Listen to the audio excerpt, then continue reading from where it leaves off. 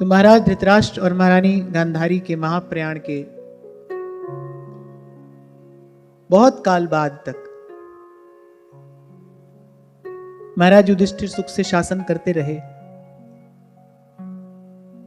और फिर अर्जुन को भेजा द्वारिका कि जाओ और द्वारिकाधीश का कुछ समाचार लेकर आओ। और अर्जुन को भी द्वारिका गए कई मास का समय व्यतीत हो गया, पर अर्जुन लौटे नहीं। और यहां देवर्षि नारद महाराज युधिष्ठिर को संकेत करके गए थे कि भगवान का लीला कार्य अब संपूर्ण हो चुका है और आप भी अब इस राज कार्य से उपरत होकर आत्म कल्याण का विचार करिए। पर सुख का समय ऐसा होता ही है, सुख की घड़ियां ऐसी होती ही हैं कि वो जो आत्म कल्याण का जो विचार है वो भूल सा जाता है, उसकी विस्मृति सी हो जाती है।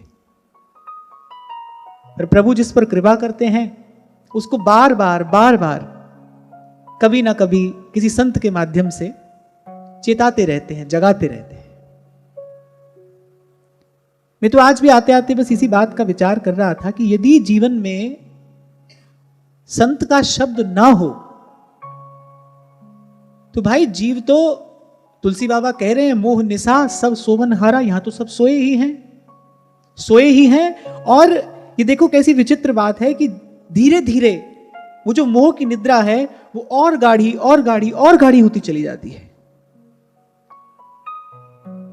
तभी शायद पिछले सत्र में मैंने आपसे कहा था कि यहां तक आने के बाद एक बात तो समझ में आ गई कि संत ना होते जगत में तो जल मरता संसार। सोए जीव को संत ना जगाए, फिर मैं कहता हूं कि यह पवित्र भावना कभी मन में, कभी जीवन में आ ही नहीं सकती। मैं जब इस प्रसंग का चिंतन कर रहा था तो मैंने कहा देखो कैसी प्रबल भगवान की माया है। वो पांडव जो दिन रात श्री कृष्ण के चिंतन में निमग्न रहते हैं, वो भी जब सुख की घड़ी आई तो कुछ भूल से गए। भाई जीवन का लक्ष्य, जीवन का उद्देश्य क्या है? फिर आपकी हमारी तो क्या दशा है, आपकी हमारी तो क्या स्थिति है। इसलिए आचार्य चरण अपनी वाणी में कह रहे हैं तनहि राख सतसंग में। ये जो राख शब्द है ना, इसका अर्थ है प्रयास करिए। तनहि राख सतसंग में, मन ही प्रेम रस भेव, सुख चाहत हरिवंश हित, कृष्ण कल्प तरु सेव। किसी को जीवन में सुख चाहिए तो भाई उसकी यात्रा कहां से आरंभ होनी चाहिए? तनहि राख सतसंग में। इसीलिए कई बार आपसे कहता हूं आइए, आकर बैठिए। बहुत बार ऐसा होगा कि शब्द भाव आप नहीं समझ पाएंगे, पर फिर भी वो जो आपका आना है, आपका बैठना है, वो व्यर्थ नहीं जाएगा। वो जो आपने सत्संग के लिए प्रयास किया है, पुरुषार्थ किया है, प्रभु आपका वो प्रयास और पुरुषार्थ देखेंगे, आज्ञा करेंगे प्रकृति को, वो आपके लिए द्वार खोलेगी। आप सीखना आरंभ करेंगे अपने जीवन में आने वाले सुख दुख से। जीवन में आने वाला सुख दुख दोनों ही संसार की असारता ही बताते हैं। सुख भी संसार की असारता बताता है, दुख भी संसार की असारता बताता है। पर व्यक्ति करता क्या है? सुख दुख आए तो थे जीवन में पाठ पढ़ाने के लिए, व्यक्ति उन्हीं से संबंध बनाकर बैठ गया, उसी में लिप्त हो गया, उसी में डूब गया। नारद जी तो संकेत करके गए थे, संत तो चेताता है, चिताकर चला जाता है। ध्यान रखना, समय जा रहा है, बहुत गई थोड़ी रही और सो बीती जाए। तो बहुत काल तक अर्जुन नहीं लौटे और यहां महाराज युधिष्ठिर को अनेक प्रकार के अपशकुन होने लगे। प्रकृति बिल्कुल विपरीत हो गई। जो घटनाएं कभी नहीं घटती थी वो भी घटने लगी। ऐसे लगा जैसे काल रुष्ट हो गया है, जैसे चारों ओर सब कुछ नीरस हो गया है, शुष्क हो गया है। युधिष्ठिर जी को तो ऐसा लगा कि वो जो सुख प्रभु ने हमको दिया वो सब निस्तेज निष्प्राण हो गया है। अनेक प्रकार के अपशकुन महाराज युधिष्ठिर को होने लगे। उनको लगा कि ये अमंगलकारी घटनाएं सब मेरे जीवन में क्यों घट रही हैं। अब वो धर्मराज हैं तो धर्म की सूक्ष्म गति जानते हैं। बार वो इस बात का विचार करते हैं कि कहीं मुझसे कोई भूल तो नहीं हो रही है, कहीं मुझसे कोई अपराध तो नहीं हो रहा है, कहीं किसी प्रकार से मैं धर्म पालन से च्युत तो नहीं हो रहा हूं। और एक दिन आ पहुंचे अर्जुन को देखा तो महाराज युधिष्ठिर का वो जो संशय था कि भाई हो ना हो हम सबके प्राण, हम सबके जीवन धन श्री कृष्ण परम धाम को प्रयाण कर गए। जब अर्जुन को देखा तो अर्जुन बिल्कुल जैसे जैसे कुमलाया हुआ पुष्प होता है। कहां अर्जुन को जब भेजा था तो ओज तेज से भरा अर्जुन का वो व्यक्तित्व, और अर्जुन जब लौट कर आए तो बिल्कुल निस्तेज, ऐसे लगा कि जैसे प्राण सोख लिए हो किसी ने अर्जुन से। अनेक अनेक प्रकार की बातें महाराज युधिष्ठिर ने पूछी। आप देखो महाराज युधिष्ठिर ने अनेक प्रकार की बातें पूछी। कहीं तुमसे ऐसा तो नहीं हो गया, कहीं तुमने कोई अपराध तो नहीं कर दिया, कहीं तुमने सदाचार का पालन करने में कोई चूक तो नहीं कर दी, कहीं धर्म पालन में तुमसे कोई गलती तो नहीं हो गई, तुमने किसी का अपराध तो नहीं कर दिया, किसी की अवज्ञा तो नहीं हो गई, किसी ब्राह्मण का, गौ का अनादर तो तुमसे नहीं हो गया। अनेक अनेक प्रकार की महाराज युधिष्ठिर ने बातें पूछी, लेकिन महाराज युधिष्ठिर इतना साहस नहीं जुटा पाए कि ये पूछ ले कि श्री कृष्ण तो कुशल से है ना। वो ये बात पूछ ही नहीं पाए। अनेक अनेक प्रकार की बातें अर्जुन से पूछ ली, ये नहीं पूछा कि श्री कृष्ण तो कुशल से है ना। और जब अर्जुन मौन मुख नीचा करके महाराज युधिष्ठिर की सब बातें आंसू बहाते सुनते रहे, और सब बातें कहने के बाद अंत में बड़ा साहस जुटाकर महाराज युधिष्ठिर ने कहा, कच्चित प्रेष्ठ तमेनाथ हृदयेनात्म बंधुना शून्योस्मि रहितो नित्यम मन्यसे तेन्यथा नरो। जब महाराज युधिष्ठिर सब बातें पूछ रहे थे तो अर्जुन ना कह रहे थे, ना ऐसा भी नहीं हुआ, ना मुझसे ऐसा भी नहीं हुआ, मुझसे धर्म पालन में कोई त्रुटि नहीं हुई, मेरे जीवन में सदाचार भी ज्यों का त्यों है, सब कुछ तो है। अगर सब कुछ है फिर तुम्हारे मुख पर वो सदा रहने वाली प्रसन्नता क्यों नहीं है? सब कुछ है पर तुम्हारी चेष्टा में वो उल्लास, वो उमंग, वो उत्साह क्यों नहीं है? हुआ क्या है? और जब सब बातें पूछ ली महाराज युधिष्ठिर ने, अर्जुन ना करते रहे।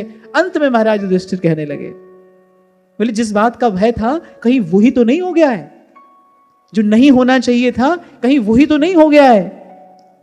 महाराज युधिष्ठिर ने कहा, अब तो मुझे ऐसा लगता है निश्चित ही, बोले तुम अपने परम प्रियतम, अभिन्न हृदय, परम सखा, बोले श्री कृष्ण से रहित हो गए हो। तुमको ऐसा उदास, ऐसा निराश, ऐसा हताश मैंने कभी नहीं देखा। निश्चित ही देवर्षि नारद जो संकेत करके गए थे वो विपरीत काल आ पहुंचा है, वो विपरीत घड़ी आ पहुंची है। देखो जो प्रेमी हृदय है, सेवक जी महाराज कहते हैं ना, प्रेमी अनन्य भजन ना होई, जो अंतर्यामी भजे मन में। ये बड़ी बड़ी काम की बात है, बड़े ध्यान से सुनना। आप देखो, क्या पांडव जानते नहीं है कि श्री कृष्ण स्वयं भगवान है? वो तो जानते ही हैं। और जो स्वयं भगवान है, हरि व्यापक सर्वत्र समाना, वो तो सर्वत्र समान रूप से व्याप्त है।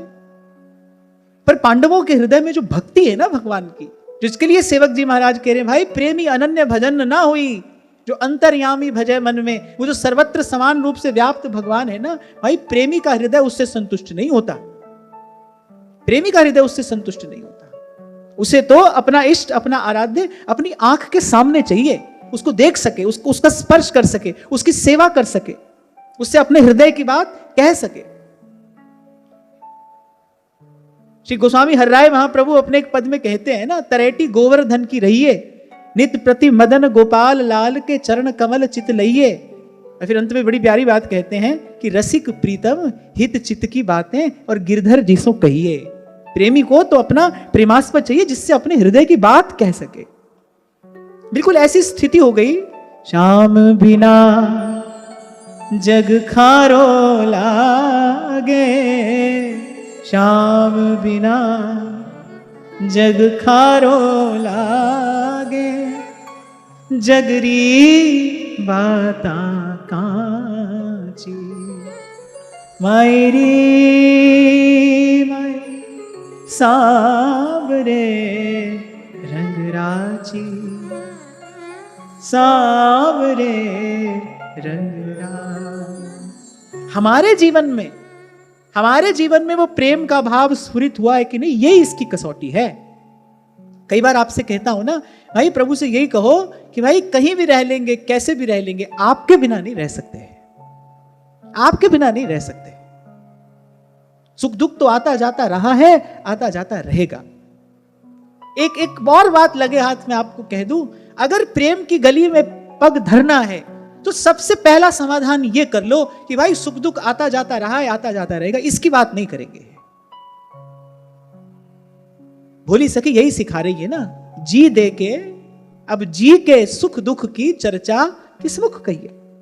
आप कभी बैठकर विचार करना, हमने अपना सारा जीवन केवल सुख और दुख के विचार में ही तो खोया है। इसी द्वंद्व में तो सारा जीवन गया है और जा रहा है। इसी द्वंद्व में सुख की कल्पना है, दुख का भय है, दुख की पीड़ा है। जो पहले सुख दुख आए या तो उनका विचार है, या जिनके आने की आगे आशा है उनका विचार है। आप कभी बैठकर देखना, विचार करना, आप अपने आप को देखना, सारा जीवन हमने केवल इसी सुख दुख के विचार में खोया। जब कबीर कहते हैं ना कि खड़ा कबीर बाजार में लिए लुकाठी हाथ, जो घर फूके आपना चले हमारे साथ, वो बाहर किसी घर को जलाने की बात नहीं कह रहा है। हमने अपने भीतर भी तो द्वंद्व का एक घर बनाया है ना। द्वंद्व माने सुख दुख का विचार, दिन भर वहीं तो रहते हैं, रात भी उसी के विचार में, चिंतन में तो जाती है। वो इस घर को जलाने की बात कर रहा है। जो द्वंद्व रूपी घर है ना, जिसमें जीव की चेतना पड़ी है, फिर इस घर को जलाए। ललित किशोरी कहते हैं, इस आबरू के मटके को चौरस्ते पे फोड़े, ये भाई बंधु गुरजन इन दुर्जनों को छोड़े।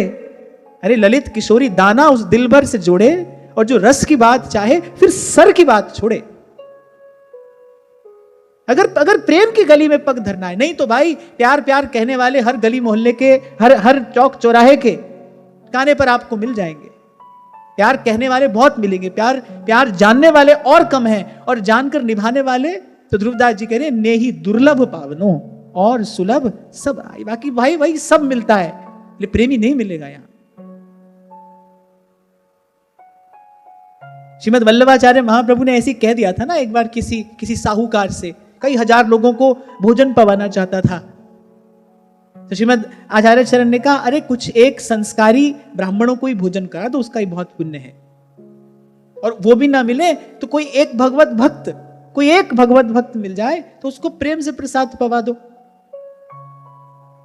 अब वो तो वणिक था, व्यापारी था, उसने कहा अच्छा इस एक को पवाने का इतना पुण्य है, तो मैं तो 100,000 भगवत भक्तों को पवा दूंगा, कितना पुण्य मिलेगा। और कह रहे हैं आचार्य चरण के नेत्र सजल हो गए, महाप्रभु की आंखों में अश्रु आ गए जब उसने कहा ना मैं तो 100,000 भगवान के भक्तों को भोजन करा दूंगा। तो आचार्य मुस्कुराकर कहने लगे, बोले भैया 100,000 भगवान के भक्त आएंगे कहां से, 100,000 भगवान के भक्त मिलेंगे कहां। वासुदेव सर्वमिति समहात्मा सुदुर्लभ, वो तो कोई दुर्लभ होता है, वो तो कोई है। जैसे ध्रुवदास जी कह रहे हैं ना, श्री हरिवंश जो कयो रस बिरलो समझन हार, कोई एक है दो ही पाइए खोजत सब संसार। वो तो कभी कभी ये धरती पवित्र होती है, कभी कभी ये धरा पवित्र होती है, जब अनेक संत अनेक भक्त एक साथ यहां पर अवतरित होते हैं। नहीं तो भाई सच्ची बात है, भगवान जब कह रहे हैं ये बात, भगवान के भक्त यही बात कह रहे हैं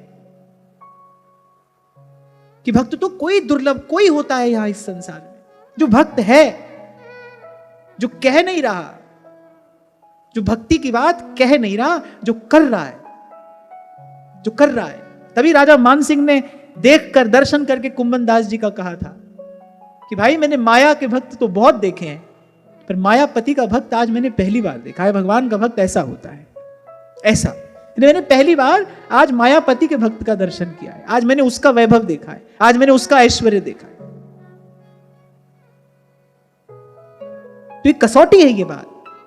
रह लेते हैं भगवान के बिना, हाँ भाई रह लेते हैं, अभी तो रह लेते हैं, रह ही रहे हैं, अभी तो रह रहे हैं, अभी तो काम चल रहा है। श्री चैतन्य महाप्रभु कह रहे हैं, शून्यायितम जगत सर्वम श्री कृष्ण विरहे।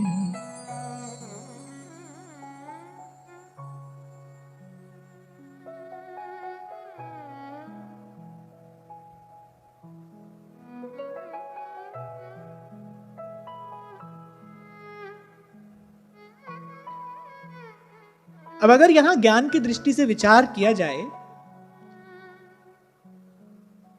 तो श्री कृष्ण तो सत्य स्वरूप परमात्मा है, और परमात्मा का तो कभी अभाव होता नहीं। भगवान तो आते नहीं जाते नहीं, वो तो सदा सर्वत्र समान रूप से व्याप्त है ही।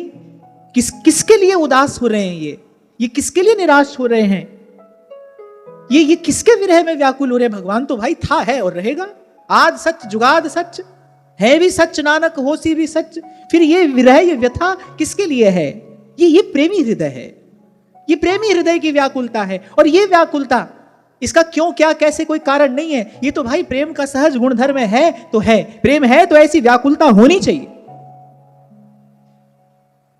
प्रेम है तो फिर ऐसी व्याकुलता होगी। नारद जी भक्ति सूत्र में कह रहे हैं तद विस्मरणम परम व्याकुल तेति।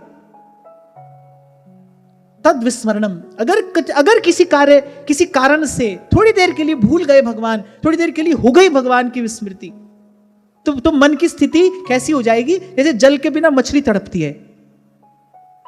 जब श्री व्यास जी से, हरिराम व्यास जी से जब एक बार सहज में ही ऐसे ही अनजाने में कुछ अवज्ञा हो गई ना, व्यास जी सब भक्तों का यश गा रहे थे, व्यास जी को श्री कबीर जी का स्मरण हुआ, तो व्यास जी के मन में एक ऐसे हल्का सा भाव आया कि भाई कबीर जी तो ऐसे निर्गुणिया भक्त हैं, उनकी बात हम क्या कहें।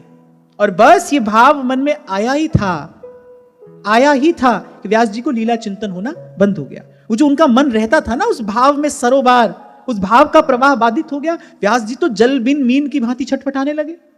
सब पूछ रहे हैं क्या है, आपको कोई कष्ट है, कोई रोग है, आपका शरीर तो स्वस्थ है। बोले सब ठीक है, मेरे हृदय की व्यथा केवल मेरा गुरु जानता है, वो समझेगा। दौड़कर गए श्री महाप्रभु जी के पास।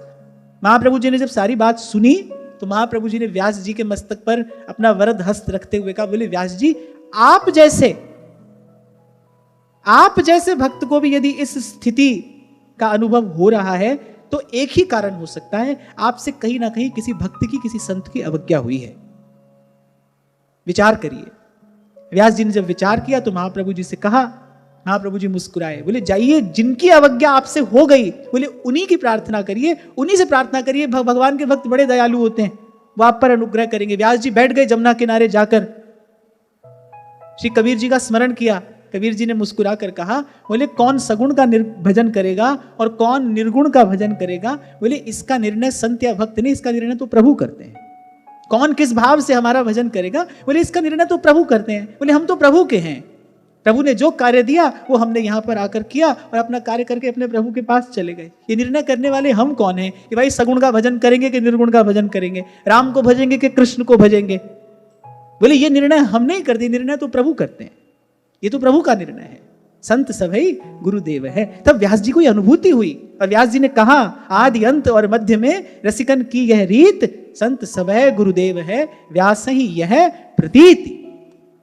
खैर मैं ये बात यहां इसलिए कह रहा था कि यदि एक क्षण के लिए भी उस चिंतन में कोई बाधा उपस्थित हो जाए, वो भाव का प्रवाह यदि बाधित हो जाए, तो वो हृदय रह नहीं सकता। अरे उसके लिए तो जीवन धारण करना कठिन है। और कभी श्री कृष्ण की कृपा से मैं कहूं, क्योंकि और तो कोई साधन इसमें है नहीं, कभी श्री कृष्ण की कृपा से अगर हृदय को यह अनुभूति हो जाए ना कि किस भाव में श्री चैतन्य महाप्रभु ये बात कहते हैं, शून्यायितम जगत सर्वम श्री कृष्ण विरहेण में, श्याम बिना जग खारो लागे, जगरी बाता कांची। सूरदास जी कहते हैं, निस दिन बरसत नैन हमारे, सदा रहत पावस ऋतु हम पर, सदा रहत पावस ऋतु हम पर, जब से शाम सिधा निस दिन बरसत नैन हमारे। मीराबाई साहब का बड़ा सुंदर पद है, इस समय मुझे ठीक से याद नहीं है, मुझे स्मरण नहीं हो रहा है। एक पंक्ति मुझे याद है जो बाई साहब कहती है कि दरस बिन दूखण लागे नैन। अरे वो तो दिन रात अपने गिरधर गोपाल के सन्मुख बैठी है, दिन रात उन्हीं का भजन, उन्हीं का चिंतन, उन्हीं की सेवा कर रही है, फिर किसके दर्शन के बिना व्याकुल हैं। प्रेमी अनन्य भजन ना हुई, जो अंतर्यामी भजय मन में। बड़ी बड़ी सूक्ष्म बात, प्रेम देश की बड़ी सूक्ष्म बात सेवक जी ने यहां कही है। तो अपने आप को प्रेमी कहने से पहले इन सब बातों का विचार करना चाहिए। ये जो सब कहा जा रहा है, ये जो भक्त हृदय की जो स्थिति यहां बताई जा रही है, इसका विचार करना चाहिए। कुछ कुछ बोल नहीं पा रहे हैं अर्जुन, कुछ नहीं कह पा रहे हैं। अनेक अनेक प्रश्नों की झड़ी महाराज युधिष्ठिर ने लगा दी, ऐसा तो नहीं हो गया, वैसा तो नहीं हो गया। अर्जुन ना करते रहे, कुछ नहीं हुआ। बोले फिर क्यों ऐसे निस्तेज निष्प्राण हो तुम? कहां गया तुम्हारा ओज तेज? तुम्हारे व्यक्तित्व की वो प्रसन्नता कहां चली गई? कहां चला गया तुम्हारा उत्साह? कैसे निष्प्राण से तुम दिखाई पड़ते हो? फिर अंत में महाराज युधिष्ठिर ने कहा, वे लगता है कि तुम्हारे प्राण धन से तुम्हारा वियोग हो गया। यही हुआ है ना अर्जुन? अवश्य यही हुआ है ना कि तुम्हारे प्राण धन, तुम्हारे प्राण प्रियतम श्री कृष्ण से तुम्हारा वियोग हो गया है।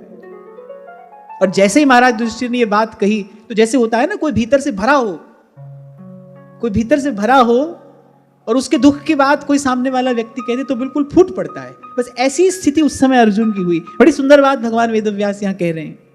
कृच्छ्रेण संस्तभ्य शुचः पाणिना मृज्य नेत्रयोः परोक्षेण समुन्नद्ध प्रणयोत्कण्ठ्य कातरः सख्यं मैत्रीं सौहृदं च सारथ्यादिषु संस्मरन् नृपमग्रजमित्याह बाष्पगद्गदया गिरा।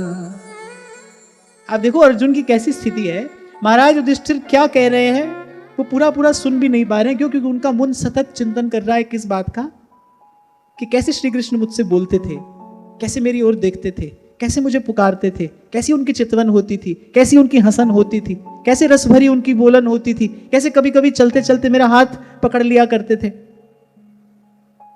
वो जो श्री ठाकुर जी का वो जो व्यवहार था ना, अत्यंत स्नेह से भरा वो जो व्यवहार था, उसका इतना तीव्र स्मरण अर्जुन को हुआ।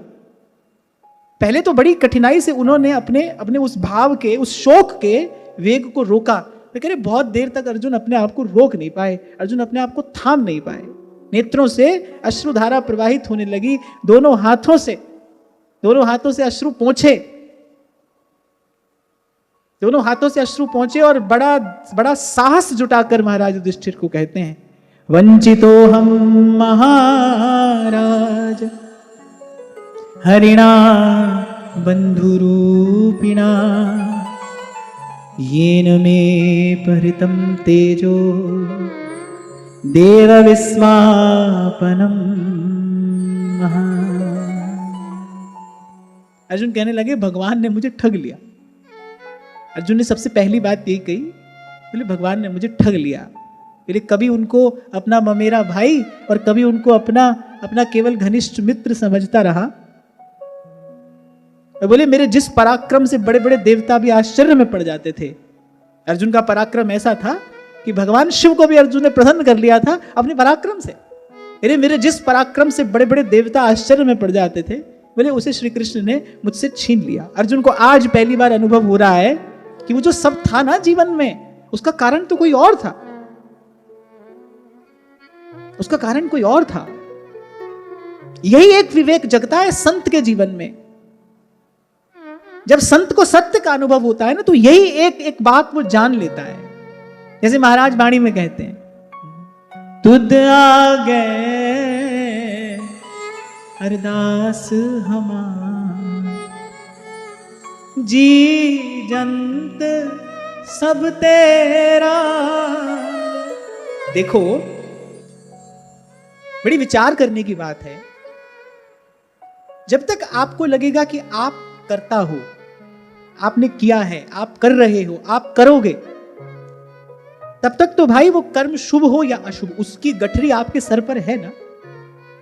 जब तक सत्संग की कृपा से, संत की गुरु की कृपा से जब तक ये विवेक न जग जाए और बुद्धि में इस विमल विवेक का प्रकाश न हो जाए, तब तक जीव निर्भर हो ही कैसे सकता है। सुख की चैन की सांस उसको आएगी कहां से, जब तक उसको लगे मैं कर रहा हूं। संत यही तो जान लेते हैं, यही जानकर तो वो आनंद में मग्न होते हैं। मगन रहना, कोई मगन कैसे होगा। तुद आगे अरदास हमारी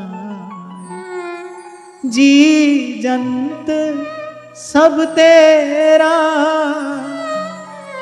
कहो नानक सब तेरी वड्डिया, कोई नाम ना जाने मेरा, कोई नाम न जाने मेरा। यस्य क्षण वियोगेन लोको य प्रिय दर्शनः, उक्थेन रहितो ह्येष मृतकः प्रोच्यते यथा। जैसे ये शरीर, जैसे प्राणों से वियोग हो जाता है तो फिर शरीर मृतक कहलाता है, अपवित्र हो जाता है, छूने लायक नहीं रहता। अर्जुन कहने लगे बोले वैसे ही उनके क्षण भर के वियोग से फिर ये संसार अप्रिय लगने लगता है। इसलिए मैंने निवेदन किया कि ये जो प्रसंग है ये वस्तुतः प्रेम की कसौटी है। प्रेमी हृदय कैसा हो, प्रेमी हृदय कैसा होना चाहिए, सब कुछ तो है, क्या नहीं है। अब कोई कहे भगवान नहीं है, नहीं भाई भगवान तो है, भगवान तो सदा सर्वत्र है, कौन नहीं है। जिसको देख देख कर जीवन धारण करते थे ना, अब उसका दर्शन नहीं हो रहा है। अब कान उनके शब्द नहीं सुन पा रहे हैं। अर्जुन का मन तो सतत निरंतर चिंतन कर रहा है, अरे कैसे कैसे देखते थे मेरी ओर, कैसे मेरी ओर देखकर मुस्कुरा देते थे, कैसे प्रेम में भरकर मुझे पार्थ कहते थे, कैसे सखा कहकर अपना हाथ मेरा हाथ अपने कर कमल में ले लेते थे, कैसे कभी कभी प्रेम में भरकर मुझे आलिंगन कर लेते थे। फिर अर्जुन को स्मरण होने लगा, कहां से पहली बार वासुदेव का दर्शन हुआ था। पहली बार कब दर्शन हुआ था अर्जुन को, जानता है आप में से कोई? अर्जुन को पहली बार साक्षात दर्शन श्री कृष्ण का कब हुआ था? स्वयंवर में, जब द्रौपदी का स्वयंवर था वहीं पर प्रकट लीला में अर्जुन को प्रथम दर्शन श्री कृष्ण का वहीं पर हुआ था। वहीं से अर्जुन ने चर्चा करनी आरंभ की। यत् संशयात् द्रुपद गेहमुपागताना, राज्ञां स्वयंवर मुखे स्मरदुर्मदाना, तेजोहृतं खलु मया विहतश्च मत्स्यः, सज्जीकृतेन धनुषाधिगता च कृष्णा। अर्जुन ने कहा कितने काम से उन्मत्त राजा उस सभा में बैठे थे और कह रहे सबके तेज को मैंने हर लिया था। आज याद कर रहा हूं कि उसका कारण मेरा बल, मेरा पौरुष, मेरा पराक्रम नहीं था, श्री कृष्ण की मुझ पर कृपा दृष्टि थी।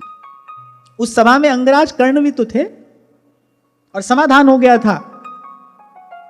दुर्योधन ने कहा था कि मेरी ओर से अंगराज कर्ण इस प्रतियोगिता में आएंगे, और प्रभु जानते थे ये बात कि ये जो लक्ष्य वेद है दो ही लोग कर सकते हैं, या तो अर्जुन कर सकते हैं या कर्ण कर सकते हैं। और कर्ण ने शर संधान कर लिया था। अगर प्रभु बीच में नहीं आते तो कर्ण तो लक्ष्य वेद कर सकते थे। मुस्कुराते हुए द्रौपदी की ओर देखा था, द्रौपदी घबराई थी। मुस्कुराते हुए द्रौपदी की ओर देखा और कहा कि देखो लक्ष्य वेद तो ये कर सकते हैं, हाँ पर तुम चाहो तो इनसे विवाह करने को ना कह सकती हो, तुम चाहो तो अस्वीकार कर सकती हो। और बस उसी क्षण द्रौपदी उठी और कहा कि मैं सूत पुत्र से विवाह नहीं करूंगी। अर्जुन याद कर रहे हैं कि छोटी से छोटी और बड़ी से बड़ी वस्तु मेरी झोली में डालने वाले तो केवल एक वही थे। मुझे तो जो मिला केवल उन्हीं की कृपा से मिला। मेरा यश, मेरा बल, मेरा पौरुष, मेरा पराक्रम, मेरी श्री, मेरी कीर्ति, मेरा सर्वस्व तो केवल श्री कृष्ण के कारण था। श्री कृष्ण ही थे। सब कुछ सरकार तुम्ही से है, सब कुछ। और देखो भाई, संसार में व्यवहार में रहने वाला आदमी जो कर्म के सिद्धांत को मानता हो और अपने आप को कर्म योगी कहता हो, उसकी बात तो मैं नहीं जानता, उसका मन, उसका चित्त, उसकी भाव दशा क्या है तो मैं नहीं जानता, पर भक्त का हृदय तो ऐसा ही होता है भाई। उसके तो प्राण, उसके प्राणों का केंद्र, उसके प्राणों का स्रोत, उसके प्राणों का अधिष्ठान, उसके जीवन का आधार तो केवल उसके प्राण प्रियतम के चरण कमल हैं। वो है तो सब है। यहां इस सारी बात के सार स्वरूप मैं आपको कहना केवल इतना चाह रहा हूं, भाई वो है तो फिर सब है। थोड़ी देर पहले जो मैंने आपसे कहा, भाई फिर तो सुख दुख आते जाते रहेंगे। बस एक बात हो, उठत बैठत सोवत जागत, उठत बैठत सोवत जागत, हो मेरी जुड़ी रवे गुरानल तार लिख दे लिखन वालिया, लिखन वालिया। बस ये हो, वो तार ना टूट जाए। सहजो बाई कहती है सावधान सुमिरन करे, तार टूट नहीं जाए।